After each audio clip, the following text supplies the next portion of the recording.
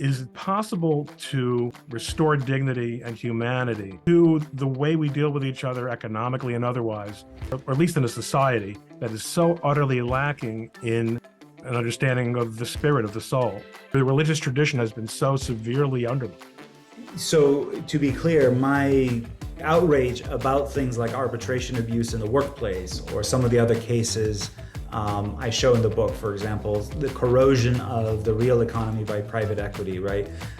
It didn't used to be that the American corporation was returning almost every bit of capital it had to shareholders. Why is that bad? Because you erode your capital enough and then you don't have a business. And that's often the model that's forced on companies by hedge funds and private equity, and so on and so forth. And in each case, I tell a kind of individual story of someone harmed by these processes.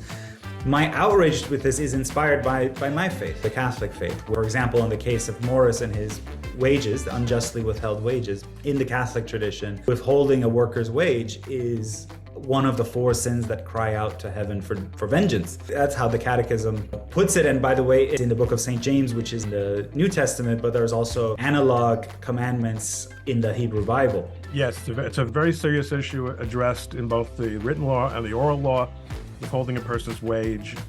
An acknowledgement, we don't claim to know why God gives us the commandments, but an acknowledgement of the imbalance of power. Exactly. So, but where I part ways from a kind of purely spiritual politics, if only we could restore people's moral sense, we'd have a better economy. I think we would, but it's not enough. And all these traditions recognize that mere exhortation to virtue is not sufficient to help form a more virtuous citizenry. You also need law, with its capacity for coercion, can bolster the work of spiritual uplift.